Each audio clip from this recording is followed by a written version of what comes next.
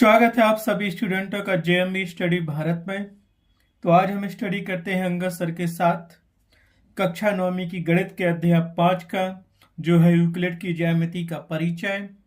ये यूक्लिड की ज्यामिति के परिचय का भाग नंबर 4 है, जिसमें हम जानेंगे यूक्लिड की अवधारणाएं। यूक्लिड ने 5 प्रकार की अवधारणा दी थी। इससे पहले यदि आपने हमारे चैनल्स को सब्सक्राइब नहीं किया है तो प्लीज सब्सक्राइब कीजिए, ताकि इसी प्रकार के सभी वीडियो आपको सबसे पहले मिल सके। तो आइए अब हम जानते हैं यूक्लिड की अवधारणा के बारे में। यूक्लिड की अवधारणाएं। यूक्लिड की 5 अवधारणाएं या अवधारणाएं हैं, जो निम्न प्रकार से हैं। कभी कभी ये क्वेश्चन पुटअप होता है कि यूक्लिड ने कितनी अवधारणा दी थी। तो यूक्लिड ने मुख्य रूप से 5 प्रकार की अवधारणाएं प्रकट की थी या दी थी। उनमें से पहली अवधारणा क्या है, सीधे क्रम में याद रखना। यूक्लिड कहते हैं पहली अवधारणा में एक बिंदु से एक अन्य बिंदु तक सीधी रेखा खींची जा सकती है। मतलब 2 बिंदु दिए गए हैं, एक बिंदु मान लो ये दिया है और एक बिंदु ये दिया है। इन दोनों बिंदुओं को मिलाएंगे तो एक सीधी रेखा पर ही ये दोनों बिंदु मिलेंगे। ऐसे मान लो ये बिंदु ये है और ये बिंदु बी है, तो ये क्या हो गई, एक सीधी रेखा हो गई। इन 2 बिंदुओं से मिलकर केवल एक सीधी ही रेखा खींची जा सकती है। एक बिंदु से मतलब ए बिंदु से एक अन्य बिंदु मतलब बी बिंदु तक सीधी रेखा खींची जा सकती है। बिल्कुल ठीक है। ये 2 बिंदु बने हैं स्पेस में या कहीं समतल पे, इन 2 बिंदुओं से केवल एक ही सीधी रेखा खींची जा सकती है। इसके अलावा और दूसरी सीधी रेखा नहीं खींची जा सकती 2 बिंदुओं से। कहने का मतलब है कि 2 बिंदुओं से मिलकर केवल एक ही सीधी रेखा बनती है, इसके अलावा और सीधी रेखा नहीं बनती है। ठीक है, 2 बिंदुओं से केवल एक ही सीधी रेखा जाती है। तो यूक्लिड का पहली अवधारणा क्या है, एक बिंदु से एक अन्य बिंदु तक सीधी रेखा खींची जा सकती है। ठीक है, इस प्रकार से यूक्लिड की पहली अवधारणा कंप्लीट हुई। अब चलते हैं यूक्लिड की सेकंड अवधारणा। सेकंड अवधारणा या द्वितीय अवधारणा क्या कहती है, देखते हैं हम। यूक्लिड की सेकंड अवधारणा या द्वितीय अवधारणा कहती है कि एक शांत रेखा को अनिश्चित रूप से बढ़ाया जा सकता है। क्या है पहली अवधारणा, सेकंड अवधारणा यूक्लिड की, एक शांत रेखा को अनिश्चित रूप से बढ़ाया जा सकता है, जिसकी कोई सीमा नहीं है। जितना चाहो उतना दोनों तरफ एक रेखा को आप बढ़ा सकते हैं। अब रेखा क्या, हम पहले ही बता चुके हैं कि 2 बिंदुओं से मिलकर एक रेखा बनती है, एक सीधी रेखा बनती है। मान लो एक रेखा ये दी गई, एक बिंदु ये है और एक ये बी दिया है। ये भी एक क्या है, हमारे पास एक रेखा है। इस रेखा को अनिश्चित रूप से दोनों दिशाओं में अनंत तक हम बढ़ा सकते हैं। जितना चाहे उतना बढ़ा दो। बी बिंदु से इस तरफ बढ़ा दो और ये बिंदु से इस तरफ इस रेखा को बढ़ा दो। ठीक है, तो यूक्लिड की दूसरी अवधारणा है कि एक शांत रेखा को अनिश्चित रूप से बढ़ाया जा सकता है। जबकि पहली अवधारणा क्या थी, एक बिंदु से एक अन्य बिंदु तक सीधी रेखा खींची जा सकती है। आया समझ में, ये पहली अवधारणा थी और ये हमारे पास सेकंड अवधारणा दी है। एक शांत रेखा को अनिश्चित रूप से बढ़ाया जा सकता है, यह यूक्लिड की सेकंड अवधारणा थी। अब चलते हैं यूक्लिड की तीसरी अवधारणा पर। तीसरी अवधारणा देखते हैं यूक्लिड की क्या है।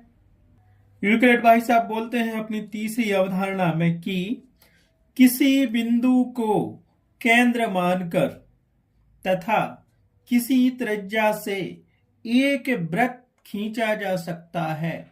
ये कहते हैं समतल पे कोई बिंदु है, अगर उसको हम केंद्र मानेंगे और उससे कोई त्रिज्या लेंगे, जितनी इकाई की लेते हैं, मिलीमीटर या सेंटीमीटर या किलोमीटर की,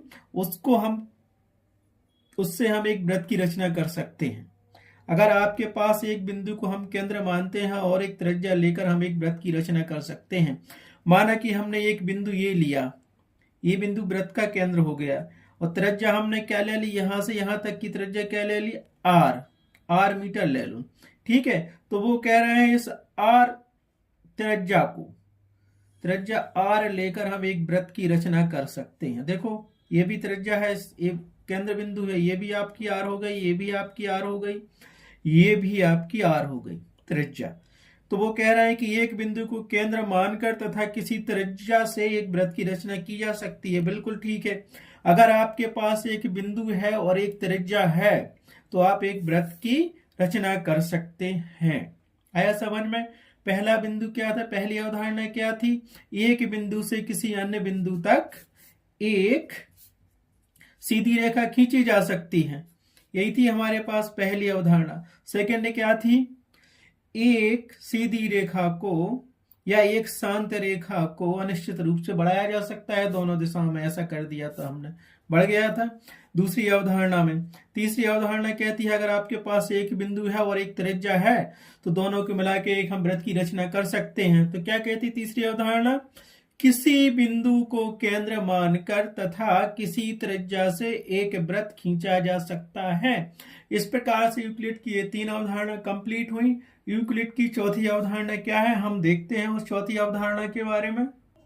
यूक्लिड भाई साहब की चौथी अवधारणा है, या यूक्लिड का मानना था चौथी अवधारणा कि सभी समकोण एक दूसरे के समान होते हैं। सभी समकोण का मतलब है हमारे पास एक समकोण ऐसा बनता है, तो ये क्या हो गया, 90 डिग्री का हो गया। ये समकोण बन गया अपना, ये हो गया, ये हो गया, ये बी हो गया।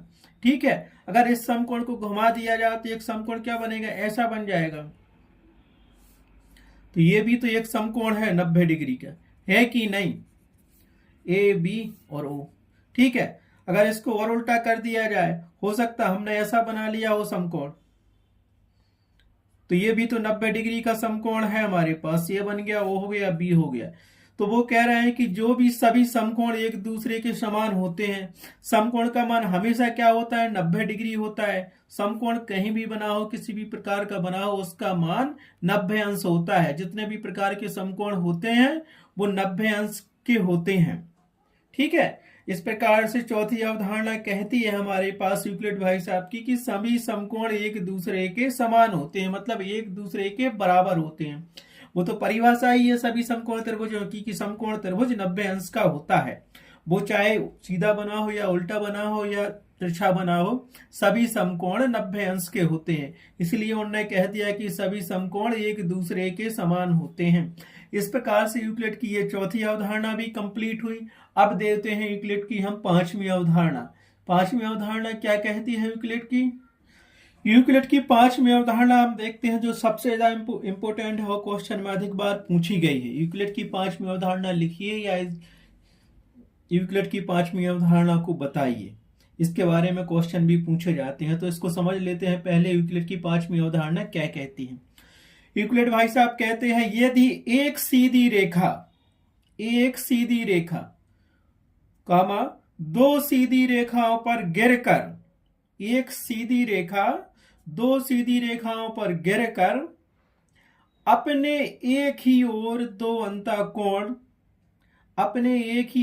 अंतःकोण इस प्रकार बनाए कि इन दोनों कोणों का योग मिलकर दो समकोणों से कम हो, तो वे दोनों सीधी रेखाएं अनिश्चित रूप से बढ़ाए जाने पर उसी ओर मिलती हैं जिस ओर यह योग दो समकोणों से कम होता है। कहना चाहिए हमारे यूक्लिड भाई साहब क्या कहते हैं, यहां से देखो, इसमें समझो, मैं आपको समझा रहा हूं। क्या समझा रहा हूं? वो कह रही है यदि एक सीधी रेखा दो सीधी रेखाओं पर गिरकर, तो यूक्लिड हमें क्या कह रहा था, यदि एक सीधी रेखा इन दो सीधी रेखाओं पर गिरकर, ये रेखा गिर गई, इन दोनों सीधी रेखाओं पर गिर गई, गिरकर अपने एक ही ऊर्ध्ववंता कोण बनाते हैं। मान लो ये बन गया अपने पास कोण 1 और ये बन गया अपने पास कोण 2। रेखा की एक ही तरफ बने हैं दोनों कोण, इनको अंता कोण कहते हैं। इस तरफ बनते हो तो ये दोनों अंता कोण होते हैं, हमने बना लिया इस तरफ। ठीक है। तो यूक्लिड भाई साहब कहते हैं पांचवी अवधारणा में यदि एक सीधी रेखा दो सीधी रेखाओं पर गिरकर अपने एक ही ओर दो अंता कोण इस प्रकार बनाए कि इन दोनों कोणों का योग मिलकर दो समकोण से कम हो। हम जानते हैं कि एक समकोण 90 अंश का होता है, तो माना कि हमारे पास क्या कोण 1 और दूसरा कोण 2 दिया है, इनको जोड़ दिया, इन दोनों का, ये दोनों छोटे होंगे किससे, 180 अंश डिग्री से, क्योंकि एक समकोण होता है 90 अंश का और दूसरा भी समकोण 90 अंश का होता है, दोनों मिलकर 180 अंश का कोण बनाएंगे। ठीक है, तो वो कह रहे हैं कि दोनों अंतःकोणों का योग दो समकोणों से कम हो तो वे दोनों सीधी रेखाएं अनिश्चित रूप से बढ़ाए जाने पर उसी ओर मिलती हैं जिस ओर यह योग या दो समकोणों का योग 180 अंश से कम हो। वो ये कह रहे हैं कि जिस ओर यह योग दो समकोणों से कम होता है उसी ओर वो मिलती हैं। तो इन रेखाओं को तुम मिलाओगे, ऐसा ऐसे करते जाओ, अनिश्चित रूप से ये बढ़ती जाएंगी। ऐसा तो कहाँ मिलेंगी? इस बिंदु पर मिल रही हैं। क्यों मिल रही हैं? कि यहाँ दो अंतःकोणों का योग दो समकोणों की योग से कम है, क्योंकि ये योग कम है कि बढ़ाते जाओ तो यहाँ मिलेंगी ना बिंदु डी। कहीं भी मान लो ये बिंदु डी हो गया तो इस बिंदु डी पर ये मिल रही हैं।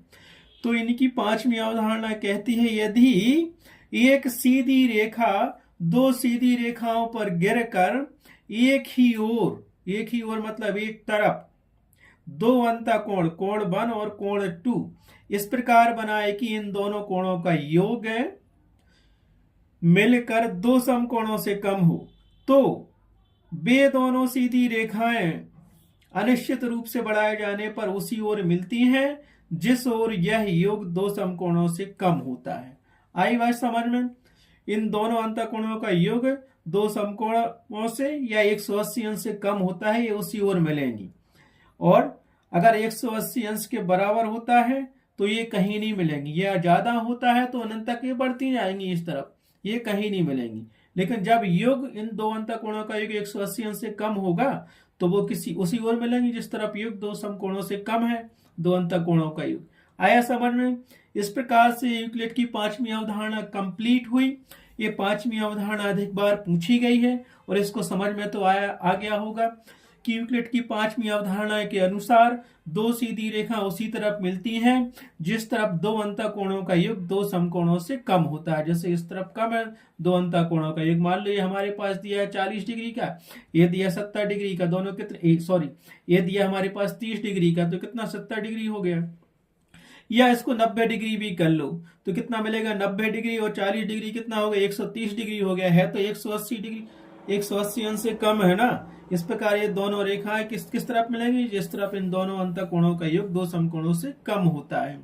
ठीक है, इस प्रकार से यूक्लिड की पांचवी अवधारणा भी कंप्लीट हुई और सभी पांचों अवधारणा हमने आपको समझा दी यूक्लिड की। इसी क्रम में आपको याद करना है इनको। इस पे पांचवी अवधारणा सबसे ज्यादा इंपोर्टेंट है। कभी कभी क्वेश्चन पूछा जाता है कि यूक्लिड ने कितनी अवधारणा दी थी, तो आप लिख सकते हो यूक्लिड ने 5 अवधारणा दी थी। यूक्लिड की पांचवी अवधारणा क्या है तो समझ में आ गया, ये है।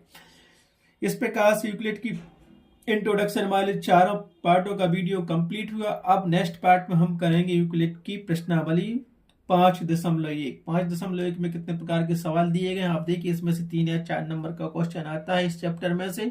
तो आपको यह परीक्षा वाले चारों वीडियो आपको देखना है, इसके बाद ही प्रश्नावली देखना है, क्योंकि 2 नंबर का तो इस परीक्षा में से आएगा और 2 नंबर का प्रश्नावली में से वो पूछेंगे।